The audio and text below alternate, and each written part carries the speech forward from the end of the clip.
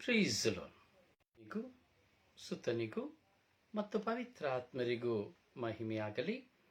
ಆದಿಯಲ್ಲಿದ್ದ ಹಾಗೆ ಈಗಲೂ ಯಾವಾಗಲೂ ಸದಾಕಾಲಕ್ಕೂ ಸ್ತೋತ್ರ ಉಂಟಾಗಲಿ. ಪ್ರೀಸ್ ಲಾರ್ಡ್.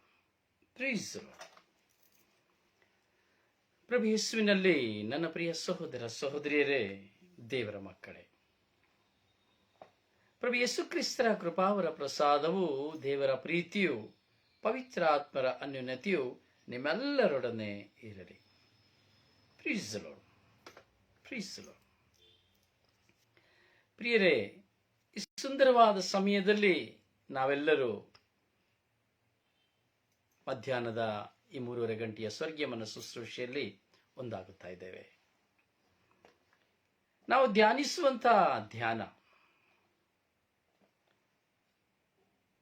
ನಮ್ಮನ್ನ ದೇವರೆಡೆಗೆ ಕರೆದುಕೊಂಡು ಹೋಗುವಂತಹ ಧ್ಯಾನ ಹಾಗೂ ಪ್ರಾಪಂಚಿಕವಾದ ವಿಷಯಗಳನ್ನು ತಿಳಿದುಕೊಳ್ಳುವಂತಹ ಜ್ಞಾನ,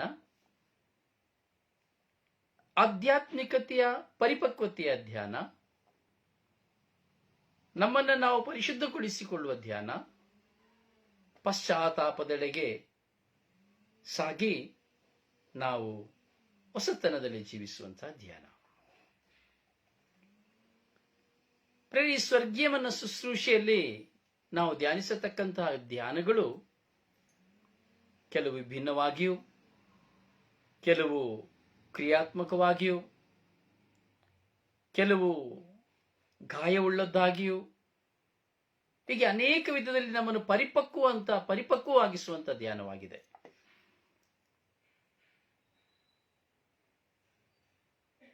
ಇಂದು ನಾವು ಧ್ಯಾನಿಸುತ್ತಾ ಇದ್ದೇವೆ ದೀನ ದಲಿತರನ್ನ ಕುರಿತು.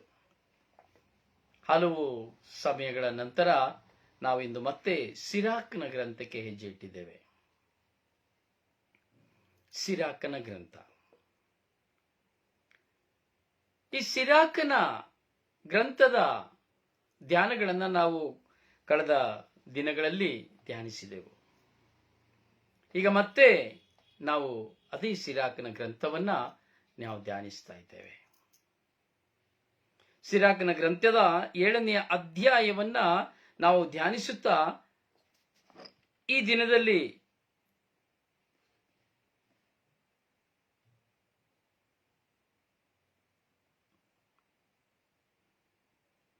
ವಾಕ್ಯಗಳನ್ನು ಚಿಂತಿಸ್ತಾ ಇದ್ದೇವೆ. ಪ್ರಿಯರೇ, ದೇವರು ನಮಗೆ ಅನೇಕ ತರದಲ್ಲಿ ಕರುಣೆ ತೋರಿದ್ದಾರೆ, ದಯೆ ತೋರಿದ್ದಾರೆ. ನಮ್ಮೆಲ್ಲರನ್ನ ದೇವರು ಪ್ರೀತಿಸುತ್ತಾರೆ. ಈ ಲೋಕದಲ್ಲಿ ಹುಟ್ಟಿದಂತಹ ಯಾವ ವ್ಯಕ್ತಿಯು ಒಂದು ಹೊತ್ತು ಹಸಿವಿನಿಂದ ಇರಲು ಸಹ ದೇವರು ಸಮ್ಮತಿಸುವುದಿಲ್ಲ. ಕಾರಣ ದೇವರು ನಮ್ಮನ್ನು ಪ್ರೀತಿಸುತ್ತಾರೆ. ಆ ದೇವರ ಪ್ರೀತಿಯ ಅನುಭವ ನಮ್ಮೆಲ್ಲರಿಗೂ ಸಹ ಇದೆ.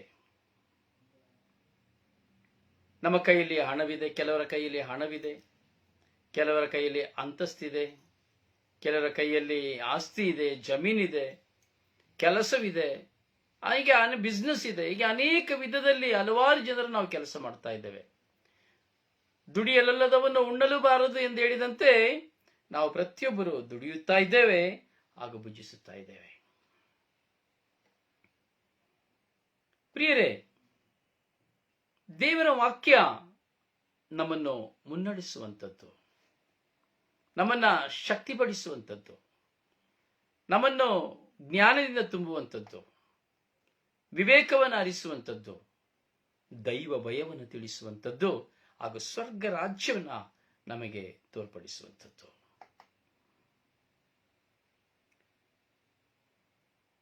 ನಾವು ಯಾರಿಗಾದರೂ ದಾನ ಧರ್ಮ ಮಾಡುತ್ತೇವೆ ಎಂದು ಎಣಿಸುವಾಗ ನಾವೆಲ್ಲರೂ ಕೊಡಲು ಇಚ್ಛಿಸುತ್ತೇವೆ. ಒಬ್ಬರು ಬಂದು ನಮಗೇನಾದರೂ ಸಹಾಯ ಮಾಡಿ ಎಂದು ಹೇಳುವಾಗ ನಾವು ಮುಖಮರೆಸಿಕೊಳ್ಳುತ್ತೇವೆ. ಆದರೆ ಸ್ವಲ್ಪ ಸಮಯವಾಗುವಾಗ ಅಯ್ಯೋ, ಅವರು ಬಂದು ನನ್ನನ್ನು ಕೇಳಿದರು, ನಾನು ಕೊಡಲಿಲ್ಲವಲ್ಲ ಎಂಬುವಂತ ಚಿಂತನೆಗೆ ಒಳಗಾಗುತ್ತೇವೆ. ಅಥವಾ ಯಾರಾದರೂ ಬಂದು ನಮ್ಮಲ್ಲಿ ಏನಾದರೂ ಒಂದು ಸಹಾಯ ಮಾಡಿ ಎಂದು ಹೇಳುವಾಗ ಕಿಸೆಯಲ್ಲಿ ಕೈ ಹಾಕಿ ಅತಿ ಚಿಕ್ಕದಾದಂತ ಒಂದು ಮೊತ್ತವನ್ನು ತೆಗೆದು ಅವರಿಗೆ ನಾವು ಕೊಡ್ತೇವೆ. ಮತ್ತೆ ಸ್ವಲ್ಪ ಸಮಯ ಆಗುವಾಗ ಅಯ್ಯೋ ಇನ್ನೂ ಹೆಚ್ಚು ಕೊಟ್ಟಿದ್ರೆ ಚೆನ್ನಾಗಿರ್ತಾ ಇತ್ತು ಎಂಬುದಾಗಿ ಯೋಚಿಸ್ತೇವೆ. ಯಾರಿಗಾದ್ರೂ ಒಂದು ವಸ್ತ್ರವನ್ನು ಕೊಡುತ್ತೇನೆ ಅಂತ ಹೇಳಿ ಬರುವಾಗ ನಾವೇನು ಮಾಡುತ್ತೇವೆ, ನಮಗೆ ಬೇಡವಾದಂತ ವಸ್ತ್ರವನ್ನು ತೆಗೆದು ನಾವು ಅವರಿಗೆ ಕೊಡ್ತೇವೆ. ಸ್ವಲ್ಪ ಸಮಯವಾಗುವಾಗ ಅಯ್ಯೋ ಒಳ್ಳೇದು ಕೊಟ್ಟಿದ್ರೆ ಚೆನ್ನಾಗಿರ್ತಾ ಇತ್ತು ಎಂಬುದಾಗಿ ಎಣಿಸ್ತೇವೆ. ಇದು ಮನುಷ್ಯನ ಮನಸ್ಸಿನಲ್ಲಿ ಬರುವಂತ ಏರಿಳಿತಗಳು. ಆದರೂ ಸಹ ನೀನು ಕೊಟ್ಟಂತದ್ದು ದೇವರಿಗೆ ಮೆಚ್ಚುಗೆ ಆದದ್ದು, ಕಾರಣ ನಾನು ದೇವರನ್ನ ಪ್ರೀತಿಸುತ್ತೇನೆ ಎಂಬುದಕ್ಕೆ ಸಂಕೇತ. ಆದರೆ ಸಿರಾಕನು ಈ ವಿಷಯವನ್ನ ಪ್ರಕಟಿಸುವಾಗ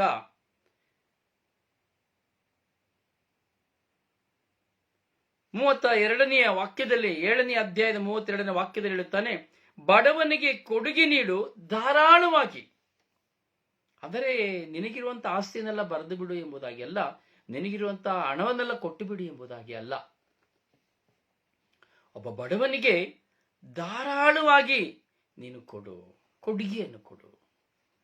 ಅವನು ಬಡವನೆಂದು ನಿನಗೆ ಗೊತ್ತು, ಅವನು ದುಡಿಯುವುದಿಲ್ಲ ಎಂದು ನಿನಗೆ ಗೊತ್ತು, ಅವನು ದಾರಿದ್ರ್ಯ ಎಂದು ನಿನಗೆ ಗೊತ್ತು, ಅವನಿಗೆ ಯಾವ ಮಾರ್ಗವಿಲ್ಲ ಎಂದು ಗೊತ್ತು. ಆದರೆ ನೀನು ಅವನನ್ನು ಅರಿತಿದ್ದರೆ, ಅವನು ದುಡಿಯಲೊಲ್ಲದೆ ಇದ್ದರೆ, ಅವನು ಬಡವನಾಗಿದ್ದರೆ ನೀನು ಅವನಿಗೆ ಧಾರಾಳವಾಗಿ ಕೊಡು. ಕೊಡುವಾಗ ನಿನ್ನ ಕೈಯನ್ನು ಹಿಂದಕ್ಕೆ ಎಳೆಯಬೇಡ.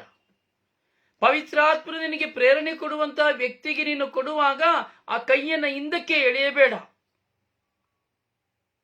ಧಾರಾಳವಾಗಿ ಕೊಡು. ಅಳತೆ ಇಲ್ಲದೆ ಕೊಡು. ನಿನ್ನ ಸಂಪಾದನೆಗೆ ತಕ್ಕ ಹಾಗೆ ಕೊಡು. ನಿನಗೆಂದು ಇಟ್ಟುಕೊಂಡಿದ್ರಲ್ಲಿ ಸ್ವಲ್ಪ ಮುರಿದು ಕೊಡು. ಯಾಕೆಂದರೆ ನೀನು ಕೊಡುವುದರ ಮೂಲಕವಾಗಿ ನಿನ್ನ ಕೈಯನ್ನು ಕಾದು, ನೀನು ಕೊಡುವುದನ್ನ ಕಾದಿದ್ದು ಭುಜಿಸುವಂತಹ ಕುಟುಂಬ ಅವರಾಗಿರಬಹುದು, ಅವರಾಗಿರ್ತಾರೆ. ಹೌದು ಪ್ರಿಯರೇ, ಒಂದು ವ್ಯಕ್ತಿ ನನಗೆ ಸಹಾಯ ಮಾಡುತ್ತಾರೆ ಎಂದು ಕಾದು ಕುಳಿತುಕೊಳ್ಳುವಂತ ವ್ಯಕ್ತಿಗಳಿದ್ದಾರೆ. ಅದರಿಂದ ವಾಕ್ಯ ಹೇಳ್ತದೆ, ಬಡವನಿಗೆ ಕೊಡುಗೆ ನೀಡು ಧಾರಾಳವಾಗಿ. ಯಾಕೆಂದ್ರೆ ಬಡವನಿಗೆ ನಾವು ಕೊಡುವುದು ಕೊಡುಗೆ, ದಿನ ಕೊಡೋದಿಲ್ಲ, ಕೊಡುಗೆ. ಆದರೆ ಕೊಡುಗೆಯಾಗಿ ಕೊಡುವಾಗ ಅದನ್ನು ಧಾರಾಳವಾಗಿ ಕೊಡು. ನೋಡಿ, ಕೊಡುವ ಕೈಗಳು ಇದೆ, ತೆಗೆದುಕೊಳ್ಳುವ ಕೈಗಳಿದೆ. ದೇವರ ವಾಕ್ಯ ಹೇಳುತ್ತದೆ, ತೆಗೆದುಕೊಳ್ಳುವ ಕೈಗಿಂತ ಕೊಡುವ ಕೈ ಶ್ರೇಷ್ಠ ಎಂಬುದಾಗಿ ಹೇಳುತ್ತದೆ. ಪ್ರಿಯರೇ, ನಿಜ ಪ್ರಿಯರೇ, ಕೊಡುವವನು ಮರೆತು ಹೋಗುತ್ತಾನೆ, ಕೊಡುವವನು ಮರೆತು ಹೋಗುತ್ತಾನೆ. ಪಡೆದುಕೊಳ್ಳುವವನು ಎಂದಿಗೂ ಮರೆಯಲು ಸಾಧ್ಯವಿಲ್ಲ. ಕೊಟ್ಟವನು ಮರೆತು ಹೋಗುತ್ತಾನೆ, ಆದರೆ ತೆಗೆದುಕೊಂಡವನು ಎಂದಿಗೂ ಅವನು ಮರೆಯುವುದಿಲ್ಲ. ಯಾಕೆಂದರೆ ಕೊಟ್ಟಂತವನಿಗಾಗಿ ಅವನು ಪ್ರಾರ್ಥಿಸುತ್ತಾನೆ, ಅವನನ್ನು ಸ್ಮರಣೆ ಮಾಡುತ್ತಾನೆ, ಅವನನ್ನು ಗುಣಗಾನ ಮಾಡುತ್ತಾನೆ. ಯಾಕೆಂದರೆ ಅವನು ಕೊಡುವುದಕ್ಕಾಗಿ ಬಂದವನು, ನಾನು ಪಡೆಯುವುದಕ್ಕಾಗಿ ಬಂದವನು. ಹೀಗೆ ಕೊಡುವ ಕೈ ಮರೆತು ಹೋಗುತ್ತದೆ, ಪಡೆದುಕೊಳ್ಳುವ ಕೈ ಎಂದಿಗೂ ಮರೆತು ಹೋಗುವುದಿಲ್ಲ. ಅದು ದೇವರ ಸಾನ್ನಿಧ್ಯದಲ್ಲಿ ಇರುತ್ತದೆ. ಪ್ರೀಸಲೋ. ಅದರಿಂದ ವಾಕ್ಯ ಹೇಳ್ತದೆ, ಬಡವನಿಗೆ ಕೊಡುಗೆ ನೀರು ಧಾರಾಳವಾಗಿ, ಈ ಪರಿ ಆಶೀರ್ವಾದ ಪಡೆವೆ ಪರಿಪೂರ್ಣವಾಗಿ. ಇದರಿಂದಾಗಿ ನೀನು ತುಂಬಾ ಆಶೀರ್ವಾದವನ್ನು ಪಡೆಯುತ್ತೀಯ. ಕೆಲವರು ಹೇಳ್ಬೋದು, ಅಯ್ಯೋ ನಾನು ಎಷ್ಟು ದಾನ ಧರ್ಮ ಮಾಡ್ತೇನೆ, ನನಗೇನೋ ಸಿಕ್ಕಲಿಲ್ಲ. ಯಾವ ಆಶೀರ್ವಾದ ಖಂಡಿತವಾಗಿ ಇಲ್ಲ. ನೀನು ಧಾರಾಳವಾಗಿ ಕೊಡುವಾಗ ದೇವರು ನಿನ್ನನ್ನು ಹೇರಾಳವಾಗಿ ಆಶೀರ್ವದಿಸ್ತಾರೆ. ಆಶೀರ್ವಾದ ಪರಿಪೂರ್ಣವಾಗಿರುತ್ತದೆ ಪ್ರಿಯರೇ, ಪರಿಪೂರ್ಣವಾಗಿರುತ್ತದೆ. ಅದಕ್ಕೆ ಫುಲ್ ಸ್ಟಾಪ್ ಇರೋದಿಲ್ಲ, ಕಾಮನೇ ಇರೋದಿಲ್ಲ, ರನ್ನಿಂಗ್ ಆಗಿರ್ತದೆ. ಕಾರಣ ಇವನು ದೇವರ ದಾಸನು ಎಂದು ಕೊಡುವಾಗ, ಇವನು ದೇವರ ಮಗನು ಎಂದು ಕೊಡುವಾಗ, ಇವನು ಏನೂ ಇಲ್ಲದವನೆಂದು ಕೊಡುವಾಗ, ಇವನು ದಾರಿದ್ರ್ಯದವನು ಎಂದು ಕೊಡುವಾಗ, ಇವನು ದುಡಿಯಲಲ್ಲದವನು ಎಂದು ಕೊಡುವಾಗ, ಅದು ದೇವರಿಗೆ ಕೊಡುವಂಥದ್ದು. ಅದಕ್ಕೆ ದೇವರ ವಾಕ್ಯ ಹೇಳುತ್ತದೆ, ದೇವರಿಗೆ, ಬಡವನಿಗೆ ದಯೆ ತೋರಿಸುವವನು ದೇವರಿಗೆ ಸಾಲ ಕೊಡುವನು. ಬಡವನಿಗೆ ದಯೆ ತೋರಿಸುವವನು ದೇವರಿಗೆ ಸಾಲ ಕೊಡುವನಂತೆ. ಪ್ರಿಯರೇ, ಈ ವಾಕ್ಯದ ಅರ್ಥವನ್ನು ಸರಿಯಾಗಿ ಅರ್ಥೈಸಿಕೊಳ್ಬೇಕು. ಒಬ್ಬ ಬಡವನಿಗೆ ದಯೆ ತೋರಿದರೆ ಸಾಕು, ನೀನು ಕೊಡಬೇಕಾಗಿಲ್ಲ. ನಿನ್ನ ಹತ್ರ ಇಲ್ಲ ಎಂಬುದ ಚಿಂತೆ ಇದೆ. ಆದರೆ ನೀನು ಬಡವನಿಗೆ ದಯೆ ತೋರಿಸುವಾಗ ದೇವರಿಗೆ ಸಾಲ ಕೊಡುವವನಾಗುತ್ತೀಯ. ಎಷ್ಟು ಜನ ನಾವು ಕೊಡಲು ಸಿದ್ಧರಾಗಿದ್ದೇವೆ? ಎಷ್ಟು ಜನ ನಾವು ಕೊಟ್ಟಿದ್ದೇವೆ? ಇದ್ದಾರೆ ಪ್ರಿಯರೇ, ಕೊಟ್ಟಿದ್ದಾರೆ ಖಂಡಿತವಾಗಿ.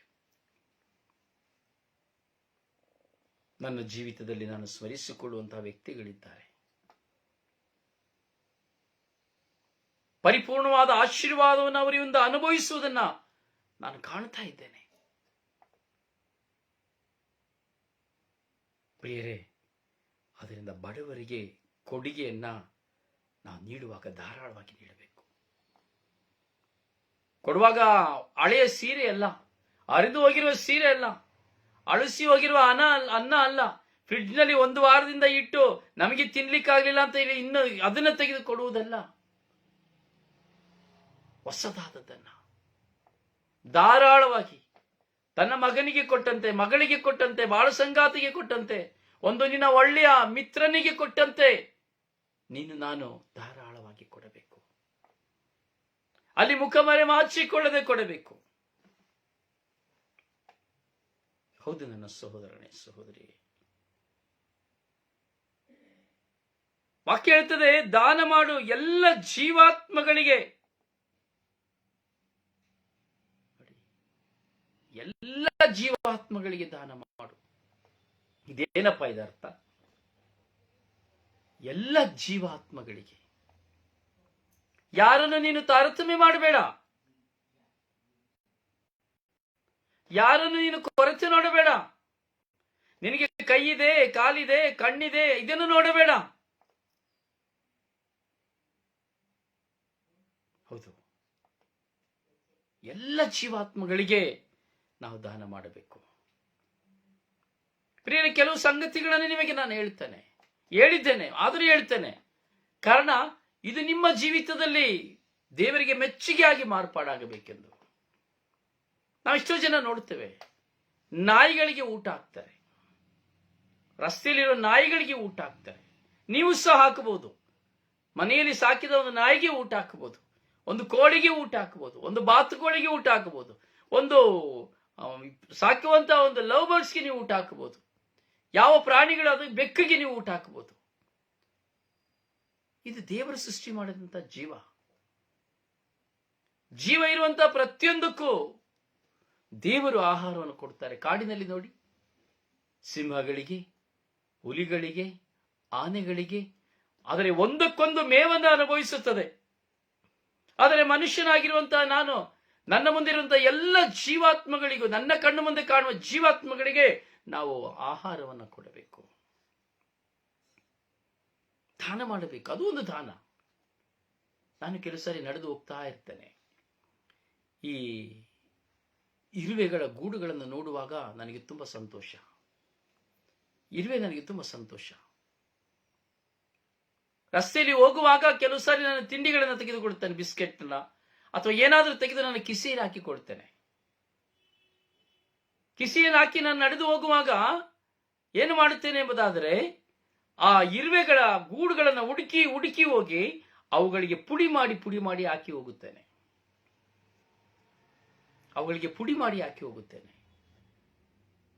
ಅಥವಾ ಮೀನುಗಳಿಗೆ ಹಾಕುತ್ತೇನೆ.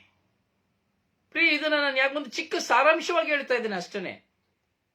ಆದರೆ ಪ್ರತಿಯೊಬ್ಬ ಮನುಷ್ಯನಲ್ಲಿ ಕರುಣೆ ಎಂಬುದಿದೆ. ಅದು ಎಲ್ಲ ಜೀವಾತ್ಮಗಳ ಮೇಲೆ ಕರುಣೆ ಇರಬೇಕು. ಸಾಕುವ ಮನೆಯಲ್ಲಿ ಸಾಕುವ ಪ್ರಾಣಿಗೆ ಮಾತ್ರವಲ್ಲ, ನಮ್ಮ ಮನೆಯ ಮುಂದೆ ಇರುವ ನಾಯಿಗೂ ಸಹ, ಪ್ರಾಣಿಗಳಿಗೆ ಸಹ, ಕತ್ತೆ, ಕುದುರೆ, ಹಸು, ದನ, ಕರುಗಳಿಗೂ ಸಹ, ಬೇರೆ ದೇವರು ಸೃಷ್ಟಿ ಮಾಡಿದ ಸಕಲಕ್ಕೂ ಸಹ ನಾವು ಏನು ಮಾಡಬೇಕು? ಆ ಜೀವಾತ್ಮಗಳಿಗೆ ದಾನ ಮಾಡಬೇಕು.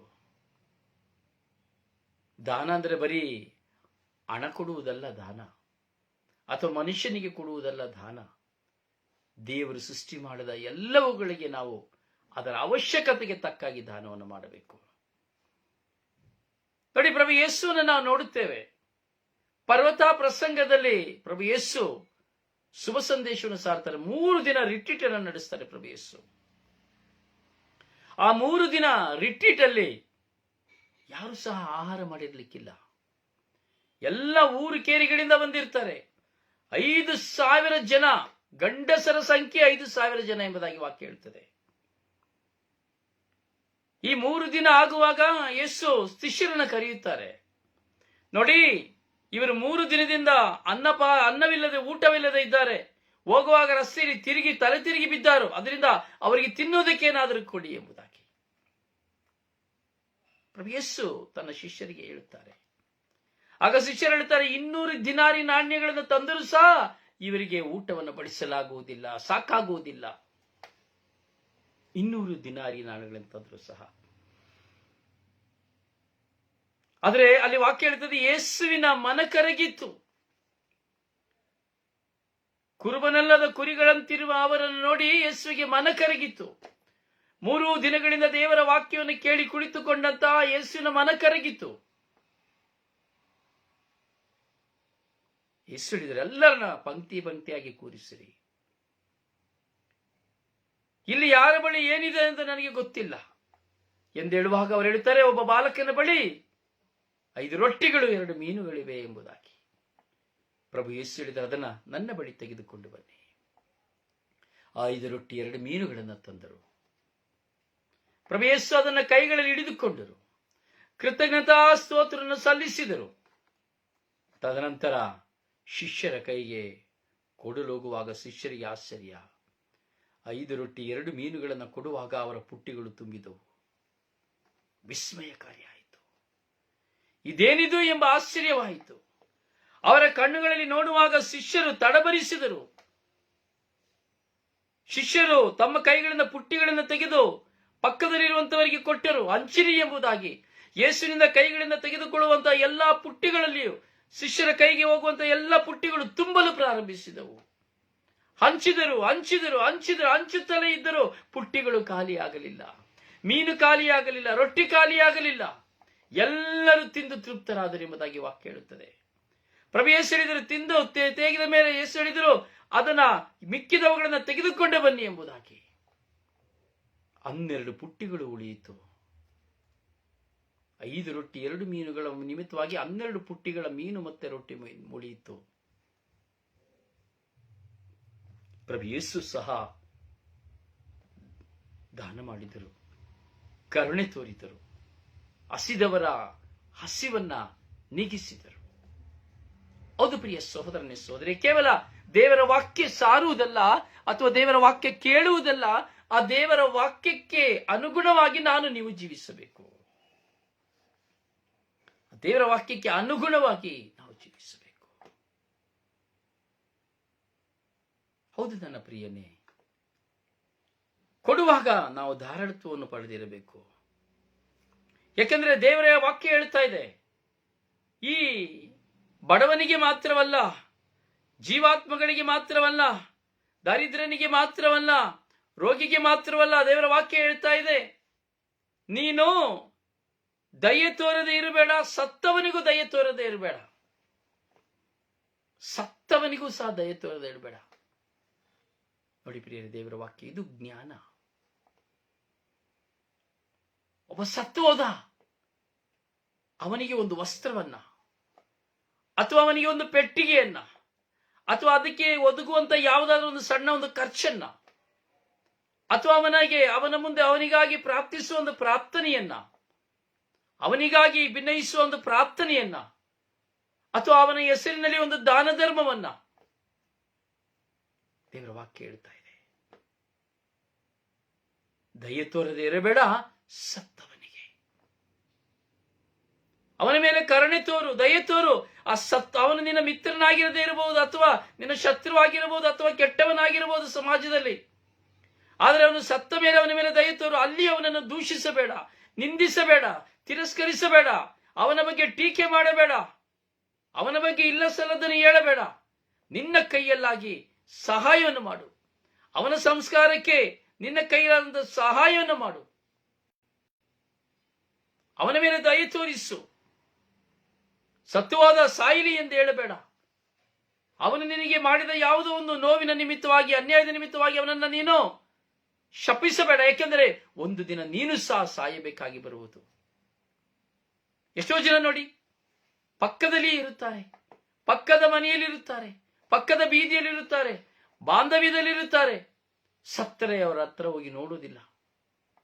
ಕೆಲವರು ವೈರಾಗ್ಯದಿಂದ ಹೋಗಿ ನೋಡುವುದಿಲ್ಲ, ಮನಸ್ತಾಪದಿಂದ ಹೋಗಿ ನೋಡುವುದಿಲ್ಲ, ಹಠಮಾರಿತನದಿಂದ ಹೋಗಿ ನೋಡುವುದಿಲ್ಲ. ಸತ್ತ ಮೇಲೆಯೂ ದೂಷಣೆ, ನಿಂದನೆ, ತಿರಸ್ಕಾರ. ಪ್ರಿಯರೇ, ನಾವು ಯೇಸು ಸ್ವಾಮಿಯನ್ನು ನಾವು ನೋಡುತ್ತೇವೆ. ಪ್ರಭು ಯೇಸು ಶುಭ ಸಂದೇಶವನ್ನು ಸಾರುವಾಗ ಆತನಾದಂತ ಲಾಜರ ಸತ್ತು ಹೋಗುತ್ತಾನೆ. ಪ್ರಭು ಯೇಸು ಆತನ ಸಮಾಧಿಯನ್ನು ಹುಡುಕಿ ಹೋಗುತ್ತಾರೆ.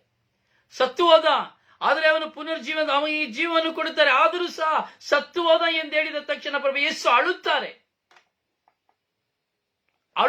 ಕಾರಣ ಅವನ ಮೇಲೆ ಇದ್ದಂತಹ ಪ್ರೀತಿ. ಯಾಯರನ ಮಗಳು ಸತ್ತು ಹೋಗಿರುತ್ತಾಳೆ. ಸತ್ತು ಹೋಗಿದಂತಹ ಯೇಸು, ಸತ್ತು ಹೋದಂತಹ ಯಾರನ ಮನೆಗೆ ಯೇಸು ಹೋಗುತ್ತಾರೆ, ದಯೆ ತೋರಿಸುತ್ತಾರೆ. ಸತ್ತು ಹೋದಂತಹ ಹುಡುಗನನ್ನ ಚಟ್ಟದಲ್ಲಿ ಹೊತ್ತುಕೊಂಡು ಹೋಗುವಾಗ ಆ ಚಟ್ಟವನ್ನು ಮುಟ್ಟಿ ಅವನಿಗೆ ಜೀವವನ್ನು ಕೊಡುತ್ತಾರೆ, ದಯೆ ತೋರುತ್ತಾರೆ. ಸತ್ತವನ ಮೇಲೆ ದಯೆ ತೋರುತ್ತಾರೆ. ನಾವು ದಯೆ ತೋರಬೇಕು ಪ್ರಿಯರೇ. ಸತ್ತವನನ್ನು ಶಪಿಸುವುದಲ್ಲ, ಸಾಯುತ್ತಿರುವವನನ್ನು ತಿರಸ್ಕರಿಸುವುದಲ್ಲ. ಎಷ್ಟೋ ಜನ ನಾನು ನೋಡುತ್ತೇನೆ, ಸಾಯುವಾಗ ಅವರನ್ನ ಕೈ ಬಿಟ್ಟು ಬಿಡ್ತಾರೆ. ಎಷ್ಟು ಕಷ್ಟಪಟ್ಟು ಸಾಯ್ತಾರೆ.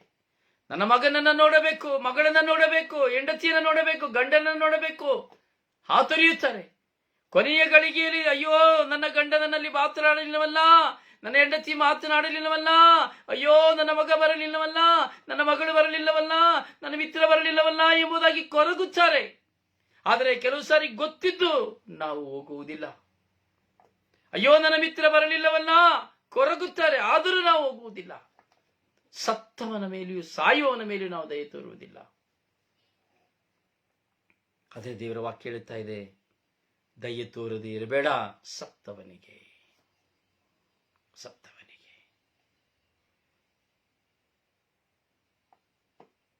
ಮಾತ್ರವಲ್ಲ ಪ್ರಿಯರೇ, ವಾಕ್ಯ ಪುನರಾವರ್ತಿಸಿ ಮುಂದುವರಿಸಿ ಹೇಳಬೇಕಾದ್ರೆ, ದೂರ ಹೋಗಬೇಡ ಅಳುವವನಿಂದ. ಅಳುವವನನ್ನು ಕುರಿತು ಸಹ ವಾಕ್ಯ ಹೇಳ್ತಾ ಇದೆ. ಒಬ್ಬ ಅಳುತ್ತಾನೆ ಅಂದ್ರೆ ಅವನ ಹೃದಯದ ನೋವು, ಅವನ ಹೃದಯದ ವೇದನೆ, ಅವನ ಹೃದಯದ ದುಃಖ, ಅವನ ಯಾತನೆ, ಅವನ ಸಾಲ ಅಥವಾ ಅವನ ರೋಗ, ಅವನ ಅವಮಾನ, ಅವನ ನಿಂದನೆ, ಅವನ ಮೇಲೆ ಅವನಲ್ಲಿರುವಂತಹ ಅತೀವಾದಂತಹ ಯಾವುದೋ ಒತ್ತಡಗಳ ನಿಮಿತ್ತವಾಗಿ ಅಳುತ್ತಾನೆ. ನೀನು ಒಬ್ಬನ ಅಳುವಾಗ ನೀನು ದೂರ ಹೋಗಿ ಬಿಡಬೇಡ. ಕೆಲವರು ಅಳುತ್ತಾರೆ, ಸುಳ್ಳು ಅಳು, ಕಪಟ, ಕಳ್ಳಳು ಅಳುತ್ತಾರೆ. ಅಳುವುದರ ಮೂಲಕವಾಗಿ ಸುಳ್ಳನ್ನ ಹಾಗೇ ಸತ್ಯವಾಗಿಸಿ ಬಿಡುತ್ತಾರೆ. ಅಳುವುದರ ಮೂಲಕವಾಗಿ ಅಳುತ್ತಾ ಅಳುತ್ತಾ ಅವರು ಹೇಳುವುದೆಲ್ಲವೂ ದೇವರು ಸಹ ಸತ್ಯ ಎಂದು ನಂಬಿ ಬಿಡಬೇಕು. ಸ್ವಾರ್ಥಕ್ಕಾಗಿ ಒಬ್ಬನನ್ನು ನಾಶ ಮಾಡುವುದಕ್ಕಾಗಿ ಅಳುವಂತ ವ್ಯಕ್ತಿಗಳಿದ್ದಾರೆ. ಒಬ್ಬನನ್ನು ಕೆಟ್ಟವನಾಗಿಸಿ ತಾನು ತುಳಿಯುವುದಕ್ಕಾಗಿ ಅಳುವಂತವರಿದ್ದಾರೆ, ನಟನೆಯಾಗಿ ಅಳುತ್ತಾರೆ. ಅವರ ಅಳುವುದನ್ನು ನೋಡಿದರೆಲ್ಲ ಎಂಥವರ ಹೃದಯವು ಛಿದ್ರವಾಗಿ ಹೋಗುತ್ತದೆ. ಅಂತ ಅಳು ಇರಬಾರದು ಪ್ರಿಯರೇ. ಅಂತ ಅಳುವವರ ಹಿಂದೆ ಇಲ್ಲ, ನಿಜವಾಗಿಯೂ ತನ್ನ ಗೋಳಾಟದಲ್ಲಿ, ನೋವಾಟದಲ್ಲಿ, ಸಮಸ್ಯೆಯಲ್ಲಿ, ಗೊಂದಲಗಳಲ್ಲಿ ಸಿಲುಕಿ ನಿಜವಾದ ಪ್ರೀತಿ ಇಲ್ಲದೆ, ಕುಟುಂಬದಲ್ಲಿ ಸಮಾಧಾನವಿಲ್ಲದೆ, ರೋಗಾವಸ್ಥೆಯಲ್ಲಿದ್ದುಕೊಂಡು, ಕುಟುಂಬದಲ್ಲಿ ರೋಗಾವಸ್ಥೆ ಇದ್ದುಕೊಂಡು, ಕುಟುಂಬದಲ್ಲಿ ದಾರಿದ್ರ್ಯ ಇದ್ದುಕೊಂಡು, ಹಲವಾರು ವಿಧದಲ್ಲಿ ಚಿತ್ರ ಹಿಂಸೆಯಲ್ಲಿರುವಾಗ ನಿನ್ನ ಮುಂದೆ ಯಾರಾದರೂ ಬಂದು ಅಳುತ್ತಾರೆ ಎಂಬುದಾದರೆ, ನಿನ್ನ ಮುಂದೆ ಕಣ್ಣೀರನ್ನು ಸುರಿಸುತ್ತಾರೆ ಎಂಬುದಾದರೆ, ದಯವಿಟ್ಟು ಅವರನ್ನು ನಿರಾಕರಿಸಬೇಡ. ಅವರಿಂದ ದೂರ ಹೋಗಬೇಡ. ಅವರ ಕಣ್ಣೀರು ಹರಿದು ಸುರಿಯುವ ತನಕ, ಅವರ ಕಣ್ಣೀರು ನಿಲ್ಲುವ ತನಕ ನೀನು ಅವರಲ್ಲಿ ನಿಲ್ಲು. ಅವರಿಗೆ ಸಾಂತ್ವನವನ್ನು ಕೊಡು. ನಾನೇನು ಮಾಡುತ್ತಾ ಇದ್ದೇನೆ? ಪರಿಹಾಸ್ಯ ಮಾಡುತ್ತೇವೆ. ಅಳುವವನನ್ನು ನೋಡಿ ಪರಿಹಾಸ್ಯ ಮಾಡುತ್ತೇವೆ. ಅದಕ್ಕೆ ದೇವರ ವಾಕ್ಯ ಹೇಳುತ್ತದೆ, ಅಳುವವನನ್ನ ನೀನು ಇನ್ನು ನೋಯಿಸಬೇಡ, ಅವನ ಕಣ್ಣೀರನ್ನು ನೀನು ಪರೀಕ್ಷಿಸಬೇಡ ಎಂಬುದಾಗಿ. ಹಾಗೆ ಅಳುವವನೊಂದಿಗೆ ನೀನಿರು. ಮಾತ್ರವಲ್ಲ, ದುಃಖಿಸುವವನೊಂದಿಗೆ ದುಃಖ ಪಡುವವನೊಂದಿಗೆ ನೀನಿರು ಎಂಬುದಾಗಿ ಹೇಳುತ್ತದೆ. ದುಃಖ ಪಡು, ದುಃಖಿಸುವವರ ಸಂಗಡ. ಅಯ್ಯೋ ಅವನ ಕತೆ ಯಾರು ಕೇಳ್ತಾರಪ್ಪ, ಅಯ್ಯೋ ಅವಳ ಕತೆ ಯಾರು ಕೇಳ್ತಾರಪ್ಪ, ಯಾರು ಕೇಳ್ತಾರೆ? ಅವರ ನೋವು ದುಃಖಗಳನ್ನ ಪರಿಹಾಸ್ಯ ಮಾಡುತ್ತೇವೆ. ಒಬ್ಬರು ಬಂದು ಎಲ್ಲಾ ದುಃಖಗಳನ್ನ ಹಂಚಿಕೊಳ್ಳುವಾಗ ನಾವು ಅವರನ್ನ ಪರಿಹಾಸ್ಯ ಮಾಡುತ್ತೇವೆ. ಅವರ ಬಗ್ಗೆ ನಾವು ಬೇರೊಬ್ಬರಿಗೆ ಹೋಗಿ ಹೇಳುತ್ತೇವೆ. ಒಬ್ಬರ ಕಣ್ಣೀರನ್ನ, ದುಃಖವನ್ನ ನಾವು ಅಲ್ಲೆಗೆಳೆಯುತ್ತೇವೆ. ಹೇಗೆ ಪ್ರಿಯರೇ ಆಶೀರ್ವಾದವನ್ನು ಪಡೆದುಕೊಳ್ಳಲು ಸಾಧ್ಯ? ಹೇಗೆ ನಾವು ಆಶೀರ್ವಾದವನ್ನು ಹೊಂದಲು ಸಾಧ್ಯ? ಸಾಧ್ಯವಿಲ್ಲ. ದುಃಖ ಪಡುವವರೊಡನೆ ನಾನು, ದುಃಖಿಸುವವರೊಡನೆ ನಾನಿರಬೇಕು. ದುಃಖ ಅವರೊಂದಿಗೆ ನಾನು ದುಃಖ ಪಡಬೇಕು. ನೋಡಿ, ಎಷ್ಟೋ ಜನ ಹೇಳಿ, ಇವತ್ತಿಗೂ ಸಹ ನನಗೆ ಬೆಳಿಗ್ಗೆ ಒಬ್ಬರು ವಾಯ್ಸ್ ಮೆಸೇಜ್ ಹಾಕಿದ್ರು. ಅದನ್ನು ಕೇಳುವಾಗ ನನಗೆ ತುಂಬಾ ದುಃಖವಾಯಿತು. ಗ್ರೂಪಿನಲ್ಲಿ ನಾನು ಅದನ್ನು ಹಾಕಿದ್ದೇನೆ. ಸ್ವರ್ಗೀಯ ಯಾತ್ರೆ ಮಧ್ಯಸ್ಥ ಪ್ರಾರ್ಥನಾ ತಂಡದ ಗ್ರೂಪಿನಲ್ಲಿ ಹಾಕಿದ್ದೇನೆ. ಆಕೆಯ ಕೂಗು, ಆಕೆಯ ನೋವು, ಆಕೆಯ ಭಾರ, ಆಕೆಯ ಕಣ್ಣೀರು, ಏಳುತ್ತೀರದಂತಹ ರೋದನ.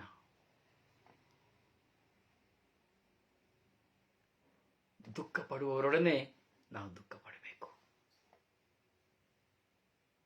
ಅದು ಯಾರು ದುಃಖ ಪಡುತ್ತಾನೆ ಎಂಬುದಾದರೆ ದೇವರ ಆತ್ಮನು ಹೊಂದುವವನು ಮಾತ್ರ ದುಃಖ ಪಡಲು ಸಾಧ್ಯ.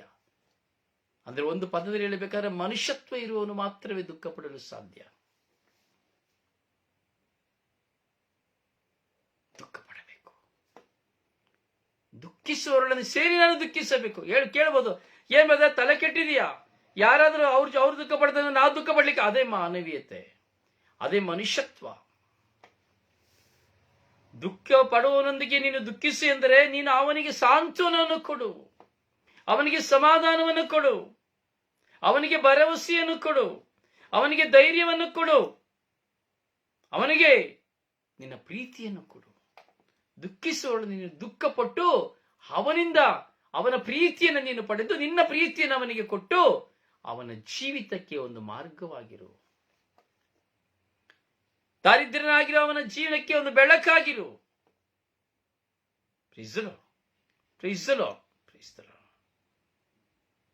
ಹೌದು ಪ್ರಿಯರೇ, ಯೇಸು ಸ್ವಾಮಿ ಹೇಳ್ತಾರೆ ಪರ್ವತ ಪ್ರಸಂಗ, ದುಃಖಿಗಳು ಭಾಗ್ಯವಂತರು ಎಂಬುದಾಗಿ. ದುಃಖ ಪಡುವವರು ಭಾಗ್ಯವಂತರು. ನನ್ನ ಸಹೋದರ ಸಹೋದರಿ, ಹಾಗೆಯೇ ವಾಕ್ಯ ಮತ್ತೆ ಮುಂದುವರಿಸಿ ಹೇಳುತ್ತದೆ, ಒಬ್ಬ ರೋಗಾವಸ್ಥೆಯಲ್ಲಿದ್ದರೆ, ಒಬ್ಬ ವ್ಯಾಧಿಷ್ಠನಾಗಿದ್ದರೆ, ಒಬ್ಬ ಎದ್ದೇಳಲಾಗದೆ ಹಲವಾರು ಕಾಲಗಳಿಂದ ಹಲವಾರು ವರ್ಷಗಳಿಂದ ರೋಗಿಯಾಗಿದ್ದರೆ ನೀನು ಆಲಸ್ಯ ಮಾಡಬೇಡ. ಒಬ್ಬನನ್ನು ಸಂಧಿಸಲು ನೀನು ಆಲಸ್ಯ ಮಾಡಬೇಡ. ಅವನ ಬಳಿ ಹೋಗು, ಅವನ ಮುಂದೆ ನಿಂತುಕೋ. ಅವನಿಗಾಗಿ ನಿನಗೆ ಕೊಡಲೇನು ಇಲ್ಲದೆ ಇರಬಹುದು, ಹೋಗಿ ಅವನ ಮುಂದೆ ನಿಂತುಕೋ, ಅವನಿಗಾಗಿ ಪ್ರಾರ್ಥಿಸು. ನಿನ್ನ ನೆರೆಯವನಾಗಿರಬಹುದು, ಬಂಧು ಆಗಿರಬಹುದು, ಮಿತ್ರನಾಗಿರಬಹುದು, ಕುಟುಂಬದ ಸದಸ್ಯನಾಗಿರಬಹುದು, ವಿಚಾರಣೆಯಲ್ಲಿರಬಹುದು. ಆಲಸ್ಯ ಮಾಡಬೇಡ. ಹೋಗು, ಅವನನ್ನು ನೋಡು, ಅವನಿಗೆ ಸಾಂತ್ವನವನ್ನು ಕೊಡು, ಅವನಿಗೆ ಧೈರ್ಯವನ್ನು ಕೊಡು ಎಂಬುದಾಗಿ ವಚನ ಹೇಳುತ್ತಾ ಇದೆ. ಪ್ರಿಯರೇ, ಸ್ವಂತ ಒಡಹುಟ್ಟಿದವರು ರೋಗಾವಸ್ಥೆಯಲ್ಲಿದ್ದರೂ ಹೋಗಿ ನೋಡುವುದಿಲ್ಲ. ಇವತ್ತು ಸ್ವಂತ ಗಂಡ ರೋಗಾವಸ್ಥೆಯಲ್ಲಿದ್ರೂ ಸಹ ಹೆಂಡತಿ ನೋಡುವುದಿಲ್ಲ ಈ ಕಾಲದಲ್ಲಿ. ಅಥವಾ ಹೆಂಡತಿ ರೋಗಾವಸ್ಥೆಯಲ್ಲಿದ್ರೂ ಸಹ ಗಂಡ ನೋಡುವುದಿಲ್ಲ. ಮಕ್ಕಳು ನೋಡುವುದಿಲ್ಲ. ಎತ್ಕೊಂಡು ನೋಡಿ, ಪೂರ್ವಸಲ್ಲಿ ಬಿಟ್ಟು ಬಿಡ್ತಾರೆ, ಆಶ್ರಮಗಳಲ್ಲಿ ಬಿಟ್ಟು ಬಿಡುತ್ತಾರೆ. ಪ್ರಿಯ ಸಹೋದರನೇ ಸಹೋದರಿಯೇ, ನಮ್ಮ ಜೀವನವು ದೇವರಿಂದ ಮೆಚ್ಚುಗೆಯನ್ನು ಪಡೆದಿರತಕ್ಕಂಥದ್ದು. ದೇವರು ನಮ್ಮನ್ನು ಆಯ್ಕೆ ಮಾಡಿಕೊಂಡಿರುವಂಥದ್ದು. ಅದಕ್ಕಾಗಿ ವ್ಯಾಧಿಷ್ಠರನ್ನು ನಾನು ಸಂಧಿಸಬೇಕು, ರೋಗಿಗಳನ್ನು ಸಂಧಿಸಬೇಕು, ಮರಣದ ಶೈಲಿರೋರನ್ನು ಸಂಧಿಸಬೇಕು, ಆಸ್ಪತ್ರೆಯಲ್ಲಿರುವವರನ್ನು ಸಂಧಿಸಬೇಕು, ನೆರೆಹೊರೆಯವರಲ್ಲಿರುವವರನ್ನು ಸಂಧಿಸಬೇಕು, ವಿಚಾರಣೆಯಲ್ಲಿರುವವರನ್ನು ಸಂಧಿಸಬೇಕು, ಬಂಧುಗಳನ್ನು ಸಂಧಿಸಬೇಕು. ಭಯ ನಮಗೆ ಕೆಲವರಿಗೆ.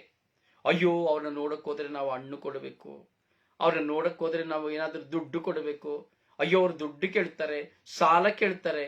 ಈ ಒಂದು ಮನೋಭಾವನೆಗಳು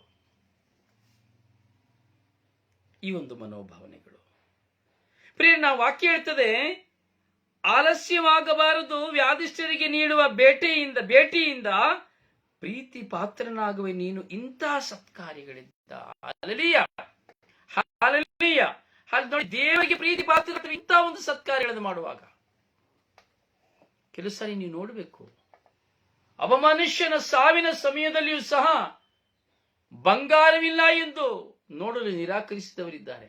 ಅಯ್ಯೋ, ನನ್ನನ್ನು ಎಲ್ಲರೂ ನೋಡುತ್ತಾರೆ, ನಿನ್ನ ಕುತ್ತಿಗೆಯಲ್ಲಿರುವುದು ಎಲ್ಲಿ ಹೋಯಿತು ಅಂತ ಕೇಳ್ತಾರೆ, ನನಗೆ ಮರ್ಯಾದೆ ಹೋಗ್ತದೆ ಎಂಬುದಾಗಿ, ಕುತ್ತಿಗೆಯಲ್ಲಿ ಬಂಗಾರವಿಲ್ಲ ಎಂಬುದಾಗಿ ಶವ ಸಂಸ್ಕಾರಕ್ಕೆ ಹೋಗಲು ನಿರಾಕರಿಸುವವರು ಈ ಲೋಕದಲ್ಲಿ ಇದ್ದಾರೆ ಪ್ರಿಯರೇ.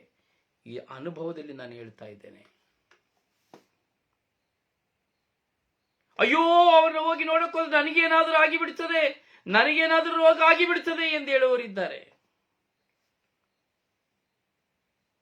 ಸಾಯುವವರನ್ನ, ಸತ್ತವರನ್ನ ನೋಡಲಿಂಜರಿಯುವುದಿಲ್ಲ.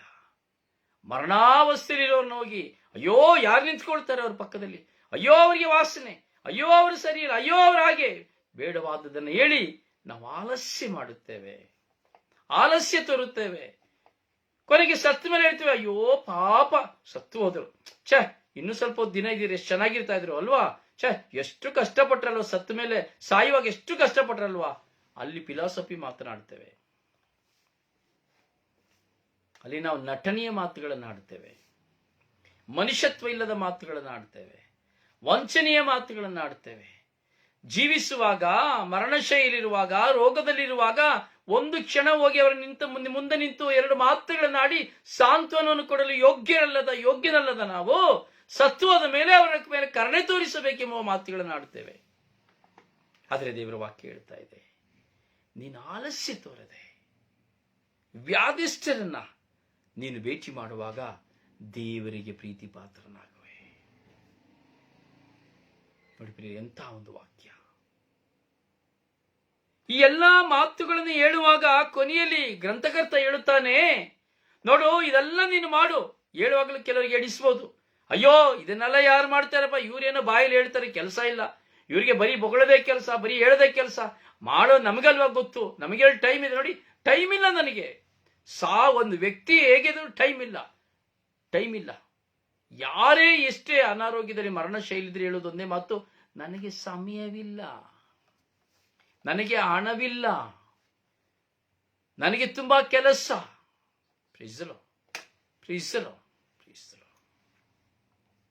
ಪ್ರಿಯರ ವಾಕ್ಯ ಹೇಳುತ್ತಾ ಇದೆ, ದೇವರ ವಾಕ್ಯ ಹೇಳುತ್ತಾ ಇದೆ, ನಿನ್ನ ಅಂತ್ಯವನ್ನು ಸ್ಮರಿಸಿಕೊ. ನಾಳೆ ನಿನ್ನ ಅಂತ್ಯವನ್ನು ಸ್ಮರಿಸಿಕೊ, ನಿನ್ನ ಮರಣ ದಿನವನ್ನು ಸ್ಮರಿಸಿಕೊ. ನೀನು ಯಾವ ನೆಲೆಯಲ್ಲಿರುತ್ತೀಯೋ ಗೊತ್ತಿಲ್ಲ. ಬಸ್ ಸ್ಟ್ಯಾಂಡ್ ಅಲ್ಲಿ ಸಾಹಿತ್ಯ, ರೈಲ್ವೆ ಸ್ಟೇಷನ್ ಅಲ್ಲಿ ಸಾಹಿತ್ಯ, ರಸ್ತೆಯಲ್ಲಿ ಸಾಹಿತ್ಯ, ಅಥವಾ ನೀನು ಸತ್ತಾಗ ಯಾರಾದರೂ ಇರುತ್ತಾರ, ಅಥವಾ ಸತ್ತಾಗ ನೀನು ಅನಾಥವಾಗಿ ಸಾಹಿತ್ಯ, ಅಥವಾ ನೀನು ಸತ್ತಾಗ ಒತ್ತು ಹಾಕುವವರು ಯಾರು? ನಿನ್ನ ಅಂತ್ಯದ ದಿನಗಳನ್ನು ಧ್ಯಾನಿಸು. ನೋಡಿ, ಎಷ್ಟೋ ಜನ ಪ್ರಯಾಣಕ್ಕೆ ಹೋಗ್ತಾರೆ, ವಾಹನದಲ್ಲಿ ಹೋಗ್ತಾರೆ, ಬರುವಾಗ ಶವವಾಗಿ ಬರ್ತಾರೆ ಅಪಘಾತಗಳಿಂದ.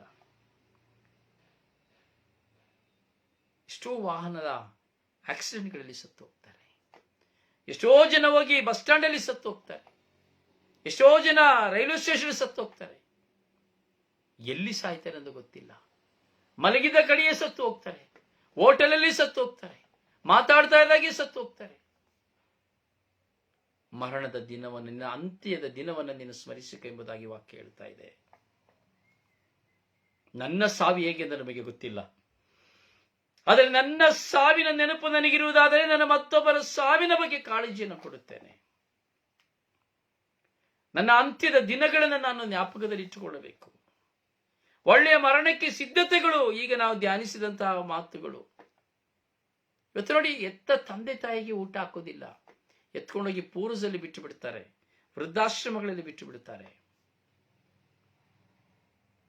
ಮನೆಯಲ್ಲಿ ಸಾಯಬೇಕು, ಮಕ್ಕಳೊಂದಿಗೆ ಮೊಮ್ಮಕ್ಕಳಲ್ಲಿ ಸಾಯಬೇಕೆಂದು ಆಸೆ ಕನಸು ಕಟ್ಟಿರುವಂತಹ ತಂದೆ ತಾಯಿಯರನ್ನ ವೃದ್ಧಾಶ್ರಮದಲ್ಲಿ ಹೋಗಿ ಬಿಟ್ಟು ಬಿಡುತ್ತಾರೆ.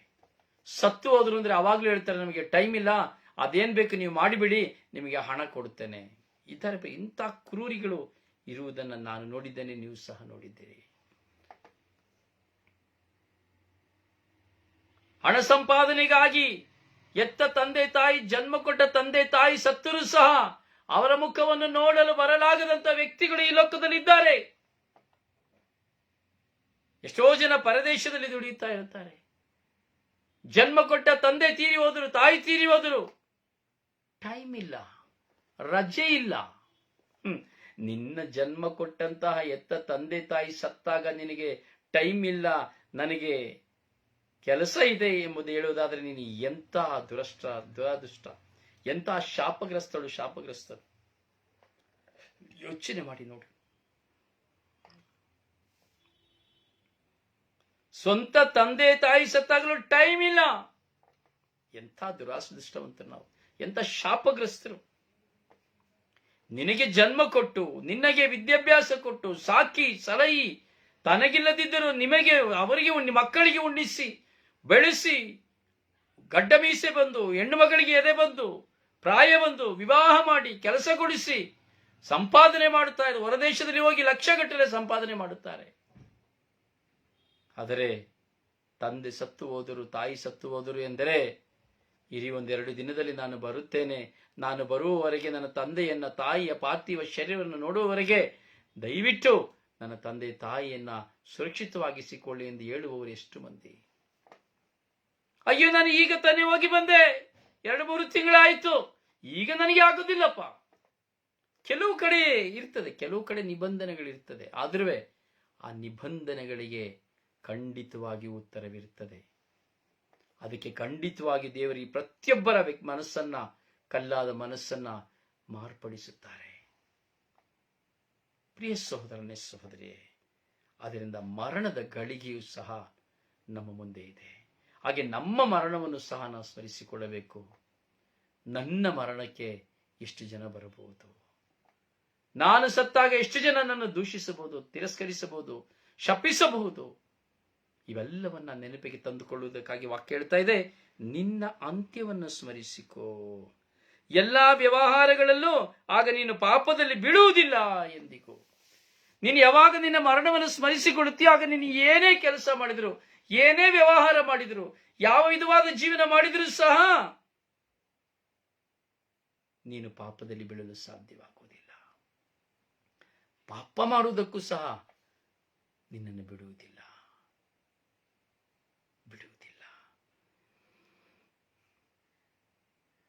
ನೋಡಿ, ವಾಕ್ಯ ಹೇಳ್ತಾರೆ, ನಿನ್ನ ಅಂತ್ಯವನ್ನು ಸ್ಮರಿಸಿಕೊಳ್ಳುವಾಗ, ನನ್ನ ಮರಣವನ್ನು ಸ್ಮರಿಸಿಕೊಂಡು ನಾನು ಆಯ್ತೇನೆ, ಯಾವಾಗ ಸಾಯ್ತೇನೋ ಗೊತ್ತಿಲ್ವಲ್ಲಪ್ಪ ಎಂಬುದಾಗಿ ಎಣಿಸಿ ನಾನು ಯಾವಾಗ ಚಿಂತಿಸುತ್ತೇನೋ, ಆಗ ನಾನು ಪಾಪವನ್ನು ಸಹ ಮಾಡಲಿಕ್ಕೆ ಆಗುವುದಿಲ್ಲ. ಪ್ರಿಯ ಸಹೋದರನೇ, ಸಹೋದರಿಯೇ, ದೇವರ ವಾಕ್ಯವನ್ನು ನಾವು ಧ್ಯಾನಿಸ್ತಾ ಇದ್ದೇವೆ. ಈ ಸ್ವರ್ಗೀಯ ಯಾತ್ರೆಯ ಶುಶ್ರೂಷೆಗಳ ಒಂದೊಂದು ವಾಕ್ಯಗಳು ಸಹ ಪ್ರಿಯರೇ ನಮ್ಮ ಜೀವನಕ್ಕೆ ಆಶೀರ್ವಾದಕರವಾಗಿದೆ. ಪ್ರಿಯರೇ, ಈ ವಾಕ್ಯಗಳು ನನ್ನ ವಾಕ್ಯಗಳಲ್ಲ, ದೇವರ ವಾಕ್ಯಗಳು, ಪವಿತ್ರ ಗ್ರಂಥದ ವಾಕ್ಯಗಳು. ಜ್ಞಾನಕ್ಕಾಗಿ ಹಸಿದಾಡುವಂತ ನಾವು ತೋಬಿತನನ್ನು ನಾವು ನೋಡುತ್ತೇವೆ, ತೋಬಿಯಾಸನನ್ನು ನಾವು ನೋಡುತ್ತೇವೆ. ಸತ್ತಂತಹ ತಂದೆಗಾಗಿ ಶೋಕಾಚರಣೆ, 9 ದಿನದ ಶೋಕಾಚರಣೆಯನ್ನು ಮಾಡುವುದನ್ನು ನಾವು ನೋಡುತ್ತೇವೆ. ರೋಗದಲ್ಲಿರುವವರನ್ನ ಸಂಧಿಸುವುದನ್ನು ನಾವು ನೋಡುತ್ತೇವೆ. ಪ್ರಿಯರೇ, ನಾವು ಸಂಧಿಸಬೇಕು. ಬರೀ ಕೇವಲ ಪ್ರಾರ್ಥನೆಯಿಂದ ಅಲ್ಲ, ನಮಗೆ ಜೀವೋದ್ಧಾರ ನಾವು ಮಾಡುವ ಕೆಲಸ ಕಾರ್ಯಗಳಿಂದಲೂ ಸಹ, ನಾವು ಕೈಗೊಳ್ಳುವ ಕೆಲಸಗಳಿಂದಲೂ ಸಹ. ಹೌದು ನನ್ನ ಸಹೋದರನೇ, ಸಹೋದರಿಯೇ, ನಾವು ತುಂಬಾ ಆಳವಾಗಿ ಚಿಂತಿಸಬೇಕು. ಅದರಿಂದ ಬಡವನಿಗೆ ಕೊಡುಗೆ ನೀಡುವಾಗ ನಾವು ಧಾರಾಳವಾಗಿ ಕೊಡಬೇಕು. ಆಗ ಆಶೀರ್ವಾದ ನಾವು ಏರಾಳವಾಗಿ ನಾವು ಪಡೆದುಕೊಳ್ಳುತ್ತೇವೆ. ದಾನ ಮಾಡುವಾಗ ಎಲ್ಲ ಜೀವಾತ್ಮಗಳಿಗೆ ನಾವು ದಾನ ಮಾಡಬೇಕು. ದಯೆ ತೋರದೆ ಇರಬಾರದು, ಸತ್ತವನಿಗೂ ಸಹ ನಾವು ದಯೆ ತೋರದೆ ಇರಬಾರದು. ಹಾಗೂ ಒಬ್ಬ ವ್ಯಾಧಿಷ್ಠನಾಗಿರೋದಾದರೆ ಅವನನ್ನು ನೋಡಲು ನಾವು ಆಲಸ್ಯ ಮಾಡಬಾರದು. ಒಬ್ಬ ದುಃಖ ಪಡುತ್ತಾನೆ ಎಂಬುದಾದರೆ ನಾನು ಅವನೊಂದಿಗೆ ದುಃಖಿಸಬೇಕು. ಒಬ್ಬ ಅಳುತ್ತಾನೆ ಅಂದರೆ ನಾನು ಅವನನ್ನು ಬಿಟ್ಟು ಹೋಗಬಾರದು. ಅವನ ನೋವಿಗೆ ಉಪಶಮನವನ್ನು ಹುಡುಕಿಕೊಳ್ಳಬೇಕು. ಆಗ ದೇವರಿಗೆ ನಾವು ಪ್ರೀತಿ ಪಾತ್ರರಾಗುತ್ತೇವೆ. ಪ್ರಿಯರೇ, ನಮ್ಮ ಪರಿಸರದಲ್ಲಿ, ನಮ್ಮ ವಿಚಾರಣೆಯಲ್ಲಿ, ನಮ್ಮ ನೆರೆಹೊರೆಯವರಲ್ಲಿ ನಾವು ಚಿಂತಿಸಬೇಕು. ಪ್ರಿಯರೇ, ಕರುಣೆ ತೋರಿಸಬೇಕು, ನಾವು ದಯೆ ತೋರಿಸಬೇಕು. ನಾವು ಯಾವಾಗ ನಾವು ಕರುಣೆ ದಯೆ ತೋರಿಸುತ್ತೇವೋ ಆಗ ದೈವತ್ವವು ನಮ್ಮಲ್ಲಿ ಗೋಚರವಾಗುತ್ತದೆ. ದೈವತ್ವವಿರುವನಲ್ಲಿ ಮಾತ್ರವೇ ಕರುಣೆಯ ದಯೆಯು ಬರುವುದು, ಇಲ್ಲದಿದ್ದರೆ ಬರುವುದಿಲ್ಲ. ಕೆಲವು ಸಲ ನಾವು ಕೇಳ್ತೇವೆ, ಅಯ್ಯೋ ಅವರಿಗೆ ಹುಷಾರಿಲ್ಲ, ಸ್ವಲ್ಪ ಸಹಾಯ ಮಾಡಿ. ಅಯ್ಯೋ ಅವರು ಮರಣಾವಸ್ಥೆಯಲ್ಲಿದ್ದಾರೆ, ಅವರಿಗೆ ಸ್ವಲ್ಪ ಸಹಾಯ ಮಾಡಿ. ಅಯ್ಯೋ ಅವರು ಸತ್ತು ಹೋಗಿದ್ದಾರೆ, ಅವರಿಗೆ ಸಹಾಯ ಮಾಡಿ. ಎಷ್ಟೋ ಜನ ನಾವು ಕೇಳುತ್ತೇವೆ, ಹೌದಲ್ಲ? ಆದ್ರೆ ಎಷ್ಟೋ ಜನ ಕೊಡ್ತಾರೆ, ಎಷ್ಟೋ ಜನ ನಿರಾಕರಿಸ್ತಾರೆ. ಇನ್ನೆಷ್ಟೋ ಜನ ನಾವು ನೋಡ್ತೇವೆ ಸಂಶಯವನ್ನು ಪಡುತ್ತಾರೆ. ಇನ್ನೆಷ್ಟೋ ಜನ ನಾವು ನೋಡ್ತೇವೆ ಕೊಟ್ಟದ್ದನ್ನು ಕೊಟ್ಟಂತ ವ್ಯಕ್ತಿಗಳನ್ನ ಪರಿಹಾಸ್ಯ ಮಾಡುತ್ತೇವೆ. ನೋಡುವುದಕ್ಕಾಗಿ ಎಲ್ಲರೂ ನೋಡಬೇಕು, ಮೆಚ್ಚಿಕೊಳ್ಬೇಕು ಅಂತ ಕೊಡ್ತಾ ಇದ್ದಾರೆ ಎಂಬುದಾಗಿ. ಇಲ್ಲ ಪ್ರಿಯರೇ, ಕೊಡುವುದು ನನ್ನ ಕರ್ತವ್ಯ. ಕಾರಣ ದೇವರು ನನಗೆ ಕೊಟ್ಟಿದ್ದಾರೆ. ಪಡೆದುಕೊಳ್ಳುವುದು ಅವನ ಕರ್ತವ್ಯ. ನಾನು ಕೊಡುವುದಕ್ಕಾಗಿಯೇ ಜನಿಸಿದ್ದೇನೆ, ಅವನು ಪಡೆದುಕೊಳ್ಳುವುದಕ್ಕಾಗಿಯೇ ಜನಿಸಿದ್ದಾನೆ. ಇಷ್ಟೇ. ಕೊಟ್ಟ ನಿನ್ನ ಕೈಗಳು ಮರೆತು ಹೋಗುತ್ತದೆ, ಆದರೆ ಪಡೆದುಕೊಂಡ ನನ್ನ ಕೈಗಳು ಎಂದಿಗೂ ನಿಮ್ಮನ್ನು ಮರೆಯುವುದಿಲ್ಲ. ಪಡೆದುಕೊಂಡ ಕೈಗಳು ಎಂದಿಗೂ ಮರೆಯುವುದಿಲ್ಲ.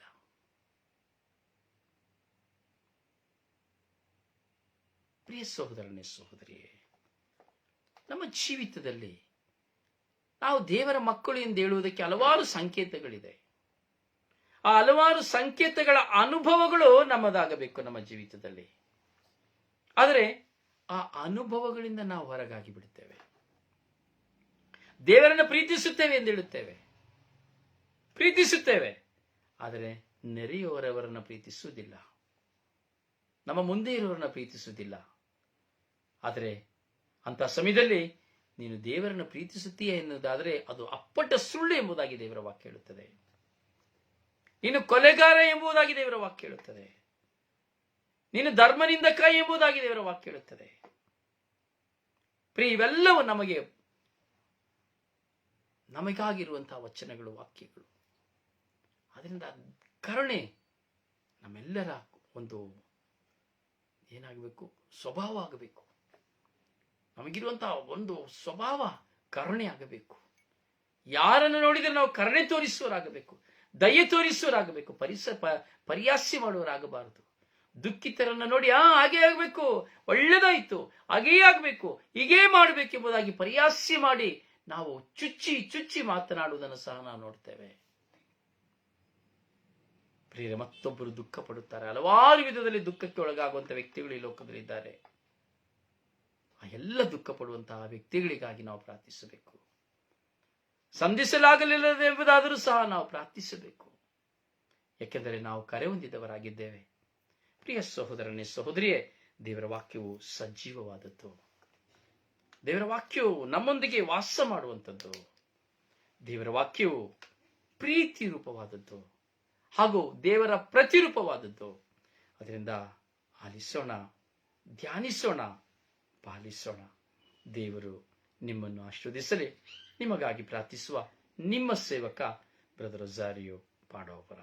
ಪ್ರಾರ್ಥನಾ ಸಹಾಯಕ್ಕಾಗಿ 9902423181. May God bless you.